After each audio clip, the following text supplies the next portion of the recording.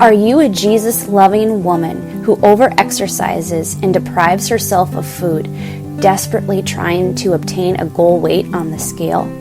And yet, at the same time, you strive to be a healthy version of yourself by eating well and feeling fit? Hi, I'm Andrea, and I was running on the same hamster wheel for over 20 years. My toxic body image and eating disorder stole my joy and self-respect. Thankfully, God was always with me, fighting my battles and blessing me with the grit to reclaim my life. I'm off the hamster wheel, but I see you still stuck in the cage, and I want to help free you too. Journey with me every week. I'll share personal stories, tools, mindset shifts, and the practical steps I took to heal my unhealthy relationship with food and exercise. I don't believe food and exercise are the problems. I believe they're part of the solution. Instead, I'll teach you how your mindset and faith are the keys to healing. Get ready to navigate your newfound path to healing. Get ready to reclaim your self-worth. Get ready to realign with your God-given identity. For in this identity is where you find true wellness and healing. When you are well, your gifts shine into the world. Shine on, babe. Let's do this. I'm Andrea Carroll, and this is Good Vanilla.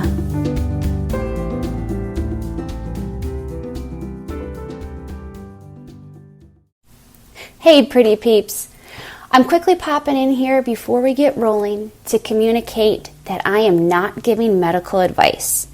I'm giving energetic, emotional, and mental support for women on their health journeys. I'm here because I care. I hope sharing my story will in some way help you on your unique path. Okay, let's dive in. Hey there, friend. Thank you for hanging out with me today. It is an honor to have your ears. Last week, we talked about my 3-step process for regulating triggers. Number 1 was stop. Number 2 was stillness. Number 3 was surrender. And I shared what each of these meant and how I have used these recently in a trigger moment that I have had. And if you are new here, it would be best to go back and listen to that previous episode so you know exactly what I'm talking about with this 3-step process. And even further, if you are needing more support with triggers, go back even a number of episodes because I have recorded quite a few now on triggers. But this 3-step process that I'm talking about, stop, stillness, surrender, it's great, but here's the thing. How do you apply it in your life? How would you take this and use it? You can't just expect in the next trigger moment that you have, you can't expect yourself just to automatically be able to go into the stop, stillness, surrender. You have to prepare and plan so that you are ready when the next trigger strikes. And it's kind of, for example, we don't expect, I can't expect myself just to walk into the kitchen and whip up this elaborate meal when I've never cooked before in my life, right? We have to practice. If we want to be good at something, we need to practice. We need to practice so that instinct takes over. So that is the same thing with triggers. Because in the moment, when a trigger hits, it's too late. If you're not ready, you're not going to be able, your mind is going to be frazzled. It's going to be a jarbled mess. And you're going to say, oh yeah, what was the first step again? Oh gosh, okay, I'm freaking out. And in that, it just doesn't work. So what we have to do is plan and prepare while you're calm. So what I would do if I were you, and this is something I have used a number of times, and it's actually something I learned using with my oldest daughter. We have needed to work on regulating emotions, and there are tools to regulate emotions, kind of like we were talking about in here. And the same thing was told to us. We cannot expect her just to turn on these, like to utilize these tools if she doesn't practice them when she's calm.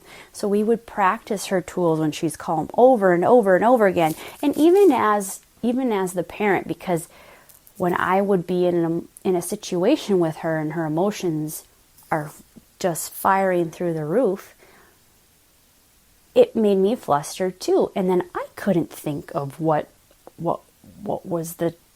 steps I was supposed to follow. So that is the same thing here. Give yourself a little grace. Give yourself a little credit. So don't put yourself down if whenever you're having those moments of anxiety and panic that you're thinking, oh, I just can't do this. I'm no good at it. Because that's not the truth. The truth is you just haven't practiced yet. So keep that in mind. Kind of, like I said, you're not going to be expected to be able to just, I don't know, if you've never quilted before in your life, or if you've never played a sport, if you've never, anything, you can't expect to just be able to do it, and especially in a stressful situation, that's not fair. So first of all, give yourself a little bit of grace. Don't put yourself down. Just prepare, allow yourself to prepare. So what you're going to do, and this is the action step this is an action step that you should do in this episode, is you're going to get out a journal or a piece of paper, whatever. And I want you to write down the 3 steps of working through a trigger moment, which was, so write down number 1 is stop. Then leave some space underneath that, kind of like journal out your plan, leave some space to write. And then number 2, write stillness and leave some space under stillness to write. And then 3 is surrender, and then have some space there. And go back up to number 1 and ask yourself, okay, in the moments when I am starting to spiral and unravel, what do I need to tell? What is a good thing when I say stop? What is something else I can add to this that will really get my attention to snap myself out of the harmful talk? So write down what would best be suited for you, and to kind of jar you out of the spiral and get your mind focused on that you're going to stop. Okay? So you can pause this and work on that, or after this episode is over too, you can journal out as well. Then in number 2 is stillness. In stillness, it can be anything. Okay, what's your plan for stillness? Are you going to take 5 deep breaths? Are you going to say a prayer? Are you actually going to go for a walk? Are you going to do like a yoga pose that's really, really relaxing, or just makes you feel really grounded in the moment? You need to choose something, like what is your stillness? And you're probably going to need to give yourself some options for when you are in a public place versus in like at home. Obviously, I don't think you're just going to want to like break out a yoga pose in the buffet line or the Target line. Maybe you don't want to, but maybe you do. That's okay. I would like to see that actually. So go ahead and do that. But have those options for when you are home and when you are away, for stillness. Because a lot of times what it's going to have to be is just kind of those things that you're saying to yourself, and you're actually being able to be still. So that's why I like doing deep breaths. But at this point, write down what your plan is for stillness. Then number 3, surrender. My surrender is, I like to say, God is in control. If He is for me, who can be against me? I like to do that. Like, I surrender my control to God, that I don't need to figure out anything in this situation. This situation, the trigger is not in control of me. I'm not even in control. Like, that feels kind of good sometimes when you're grasping for control, to realize it's not really attainable. Like, it's not really yours to have, but it's not your triggers either. Give it to God. So here, write down, what is your plan for surrendering? Is there a certain Bible verse you'd like to say? And once again, is there a certain prayer you'd like to say? Would you just like to say, Jesus, hold me. Jesus, hold my hand. Or just Jesus. Because when you say His name, you will feel His presence.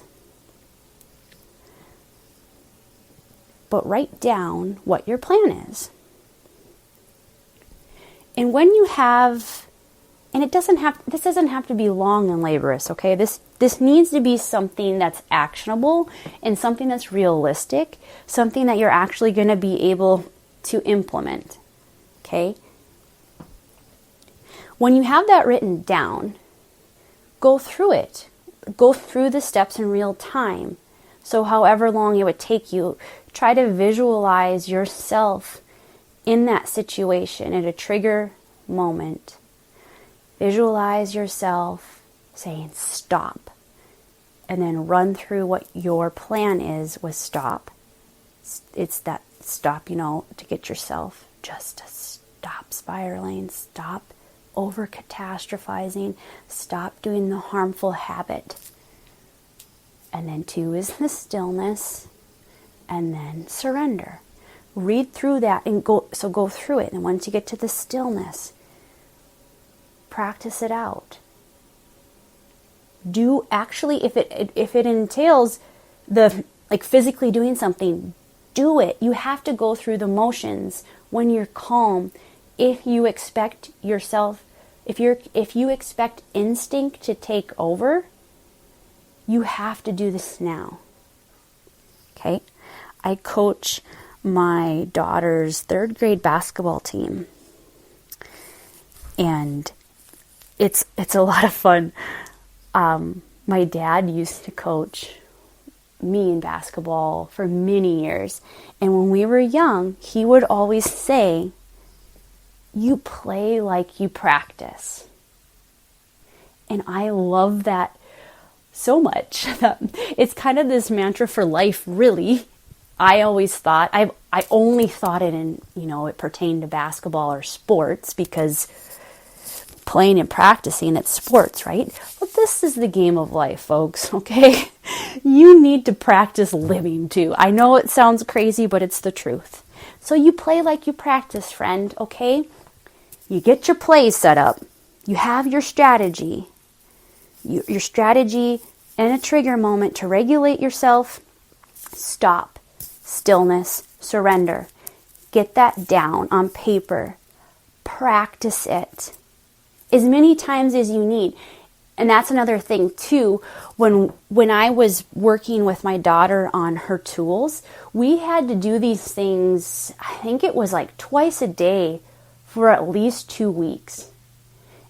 And you need to do something routine like that in order for it to become a habit and for the instinct to kick in. For it just to be like a snap of a finger, you can just initiate. It's like ready to go. I got my tools, I'm ready to go. So that is what I want you to do, to take the information from the last episode, and this is how to really apply it to your life and to utilize it, to set it up as a tool for you in your game of life. Okay? If there is any aspect of the 3-step process that you have any questions on, feel free to reach out to me. Share, and then too, I would love to hear what did you write underneath stop, stillness, and surrender? What are your things that you're going to go to? What's going to work for you? Share that with me. I'd love to hear it. I mean, we can all help each other out here, because it's not like I don't have triggers anymore. I have triggers all the time, and this is my process for not letting it take over my day and ruin my day. Okay? All right, friend. You have a great day, and you can tackle this. You got it. Practice it. Practice it. Practice it. You play like you practice. Bye. Psst. Hey girl, I gotta tell you something. Did you know your eating disorder is keeping secrets from you? Yeah, it's a total butthead. But don't worry, I'm here for you. In fact, I created a freebie for you to download. It's the 4 secrets your eating disorder doesn't want you to know. And these are 4 things that I wish I would have known years ago, back when I felt like I just could not get my head above the water, no matter how hard I tried. I felt like wave after wave was crashing on me. These are the secrets that have really set me free, knowing these truths about myself. And they are things your eating disorder is trying to keep from you so it can keep control over you. Don't stay in the dark, friend. The link is in the show notes. Go download it now. Go download it now and start working through it and feel yourself free. Thank you so much for sharing your time with me today. If this episode resonated with you or helped you in any way, please tell me how. Email me at hello@andreacaro.com. That's HELLO@ANDREACAROW.com. Also, if there's a specific topic around eating disorders and body image you'd like to hear an episode on, let me know. Your voice deserves to be heard, and I'm here to listen.